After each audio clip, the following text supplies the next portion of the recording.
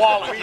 Discount all the other rest of the DSs. No, legitimately, it's. I don't know. I mean, I think Josh is tremendously talented, but I think that Jerry has some special qualities. I mean, you guys saw his dad play, I'm sure. I played against him, and he was a winner, and Jerry has those same qualities. So we'll see. I would like to decide sooner rather than later, but I can't force it to happen. Because somebody brought up the question, I'm trying to think who it was right in front of me, that, don't you want to know so that the rest of the team, maybe it was you, Ed, right? About the rest of the team. Was it you? Yeah, you did. About the team kind of settling in around that guy, and I think there's something to that. Bill Walsh used to always talk, like when we were, when he was the GM at San Francisco and we drafted Andre Carter in the first round, and after the first minicamp practice, I had like Andre running second team, and he goes, "Why do you have him second team?" And I go, "Well, he's got to earn his spot." And he goes, "Jim, we just drafted him with the 9th pick, okay, and paid him like $30 million. He's earned his spot." He goes, "Put him in with the first team, get him used to being with the first team, and get the other guys used to playing with him, and get the guy who he's replaced, over the disappointment of being replaced, so we can get used to it." So there's something to that, but it's got to happen the right way. So, anyway. How many times have you been asked about quarterback in the last 24 hours? Every single interview, yesterday at ESPN and today here, every single. Oh, jeez. Missed you. Yep. God, we had it. We missed you by inches. We were trying to welcome you to Pac-12 Media Days. Oh, so that's Jack's reflexes. You see that? Oh, he's unbelievable. Lightning. Thanks, Jack. By the way, these two guys did No, every single interview has had that question. Not always first, but typically within the top couple questions. So. You get it at like the gas station? No, I don't. People on the street don't No. I stay away from that stuff. Just a dad. The streets. When I'm not at work. Stay away from people. I stay away from people. So. What else can we talk about, or is that it? No, that's pretty much it. Yeah. We haven't even talked about what our rotation is going to be yet at camp. We're going to talk about that this week with that position. So, obviously, not having Asante there makes it a little easier to get a rotation, but it eliminates one guy from the competition that we didn't necessarily want to have eliminated. So. Was that a surprise when that happened? Not really. I had a feeling it was coming. Some of the indicators I got from him, and really kind of the way the spring went, and there were some family issues. He wanted to get closer to home. He was struggling a little bit, and I hope he does well. Do you need another quarterback just for practice sake? No, we were okay. We've got enough guys. We've got enough arms. Aaron Sharp. Aaron was right now. Play receiver, but he could shift over there and play a little quarterback. But no, I think we're okay. Would you do anything with Devin? Like even try him out? Do anything quarterback with Devin? Yeah. All right. Yeah. He has taken a snap. Yes. And a Wildcat. That's Yeah, right. he's throwing a touchdown past him. So that means he can't start against Virginia. Nebraska. Did you give any thought to not having it at San Bernardino? Am I what? To not having camp at San Bernardino? No. Cal Lou's the perfect place. Cal Lou's great. It's not far enough away. It is as far as way the hell out. Hey, I live in Thousand Oaks. I'm about 2 miles from there. Cerritos College. San Bernardino is the perfect spot for us because it's just rustic enough that it's not always as comfortable as they would like it, and yet the facilities are amazing. They take great care of us. The weather's perfect. It's the mountains there. The fields are nice. We have a lot of space. We're moving into new dorms this year that are a little bit nicer. I don't want them to be too nice. They take great care of us. Rustic, good word. Rustic. Yeah. It's close to Bruin Woods, so we can get up to Bruin Woods that first Sunday. It'll be fun. You guys get to sit out there under the We get to shade. go to San Bernardino. You need to shave the beard before you get That's out not there. going to happen. It's just going to be bigger. Ugh. Bigger and sweaty. Stuff going in there during San Bernardino. I can't even imagine sitting out there in that 105 Get used to it. degree heat. Keeps water in there. Yeah. What are you going to do about yours? Oh, this is gone tomorrow. Yeah, because there's a lot of gray in there, man. That's why I can't do it. Makes me look old. I can't even go a day, or Yeah, he said distinguished just because he wants me to do it like he does. Beards of Bro. That'd be nice. What'd you call beard? Beards of Bro. That'd be great. So Steven Johnson, will he start out receiver? Yeah, slot. But he could quickly move over to defense if it looks like that's the best spot for him. But we're starting him on offense. Darren Andrews, is he gonna still be a receiver? Is he? Okay. Yeah, he'll be in the slot too. Okay. Yeah. I said in that interview, you're not allowed to talk. I'm not allowed to talk to Coach Alosi about those guys' progress, but I have talked to some of the players about how it's going and the quarterback specifically about some of the receivers and how they've looked, and they've been impressed with Steven, they've been impressed with Chris Clark, and they've been impressed with Cordell. Cordell's really doing a nice job. They've been impressed with Soso and his ability to catch the ball in space. I talked to Jake today about some of the offensive linemen, the young guys, and how they've been doing, and all very positive. So while I haven't been able to go out and watch them or really get reports from Sal, our players have said good things about these guys, so that's encouraging. Chris Clark, where will he practice? Who will he practice with? Tight end. Noel's the tight end coach, and we'll spend most of his time with Chris, but you'll see Chris practice, do some stuff with the wideouts and yarbs, because we'll use him in a lot of different spots. You'll see him work with Adrian, some of the combination stuff between the tight end and the tackle. You might see him with Kennedy a little bit, just some of the movement stuff that Nate does. He gives us a tremendous amount of versatility. But the thing that we have to always be careful about is not overloading him. But Noel will be his guy, and then he'll work some with Yarbs and some with Adrian, and very little with Kennedy. Should it be easier for freshmen to come in 2 years ago? They're in that spot now than now. I think so. I think what's happened is with the tempo offenses, in order to move fast like that, you have to simplify a little bit. Verbiage number one, and concepts number two, and you have to make things like and similar. So this is like this, and so they can learn and they can adjust quickly, and then they can go out and perform quickly. And I think that's been a big change. So guys, if they're physically capable, you need to make it so that they're emotionally and mentally capable. You don't want to waste a guy that has talent sitting on the bench because he couldn't learn the system that you have in place. You have to be flexible enough to adjust your system, or at least your learning style or terminology. Would you be surprised if Fred Perry ended up on defense? Right now, I would be. Yeah, I think he has some special qualities for an offensive lineman. I think he'd be just a great center and great guard from what I've seen. And talking to Jake today, he said you can't believe how strong this guy is and how massive and quick.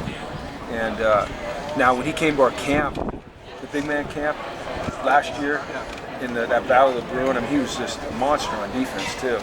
But I don't know, he's got some special traits for an offensive lineman. Might we see a little bit more 4-3?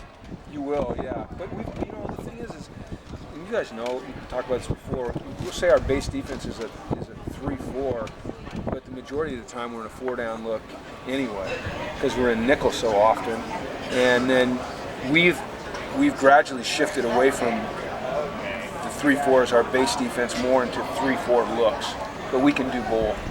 To me, it's kind of insignificant. It really is. It's who the athletes are on the field and how you position them. It's not 4-3, 3-4. It's situational. It's all those things. If you ask me if we're a 3-4 or 4-3, I'd just say yes, both. Because really, that's the truth. We're both. Even when we're in nickel world where we have 5 defensive backs on the field, we'll have a 3-man front at times. So. It's getting the best guys on the field. Can you talk more about how to reduce penalties? Sure. I really believe what I said in there was true, is that some of that is a function of some inexperience and lack of a commitment to the fundamentals. So you have a propensity when you're a player, you get behind in the play, and I'm supposed to get out and I might all of a sudden grab, and now my arm's extended, and they see the pull, and I'm at the point of attack, and that's going to be a foul. It's as you become a better athlete and recruit better athletes, and they become more fundamentally sound, and they're more comfortable in your system, then they're less likely to get themselves in bad positions where they have to cheat and grab and do things like that. There's always going to be some aggressive penalties, and they're frustrating to me, especially when they're drive killers. They're critical penalties that stop a drive or keep a drive going. But it's a fine line you walk. It's like fumbles or interceptions.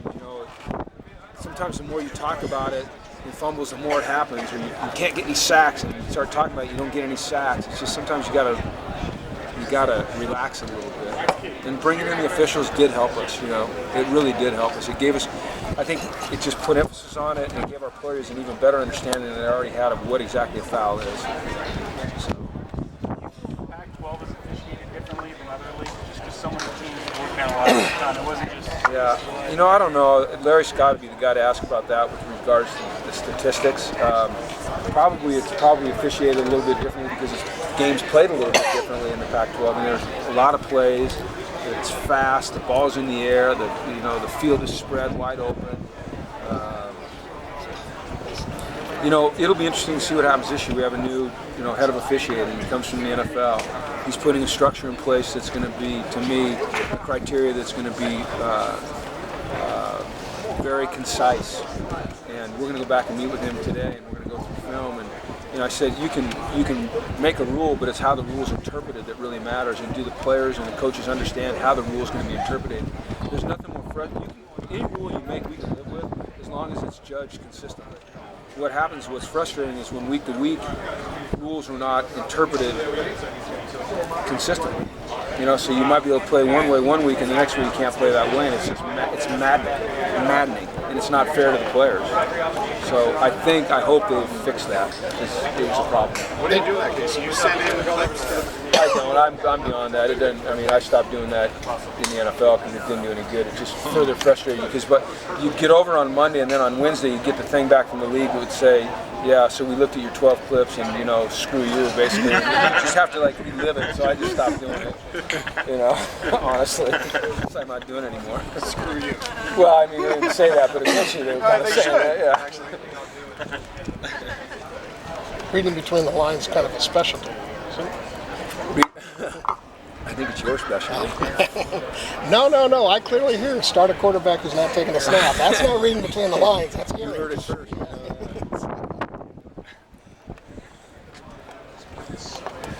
Talking a little bit about sacks. Sacks were a big problem last year. Is there a particular reason that you guys haven't come back and run slants to counter the pass rush? We do run slants. Oh, okay. I'll take your word on that. Okay, thank you. Is there anything about the experience of being on the drive? Can I go back to sacks? Because I don't want Bruin Nation to think I'm discounting what you say. Sacks are a product of not just protection, but or the offensive line protection, but your running back's protection. This guy's running the right route. It's a quarterback getting the ball out of his hand at the right time, making the right read. It's catching him in the right coverage at the right time. We run a lot of slants, but if they're playing cover two, you can run a slant into cover two 8 gazillion times and you'll never catch it because it's cover two and it's designed to stop the slant. You know what I mean? So, or if they're playing quarter halves and you have a slant on one side and it's the half field side, and if your quarterback throws a slant into that, then he's a dumbass who shouldn't be playing at UCLA. He should be playing. Or shouldn't be playing. So,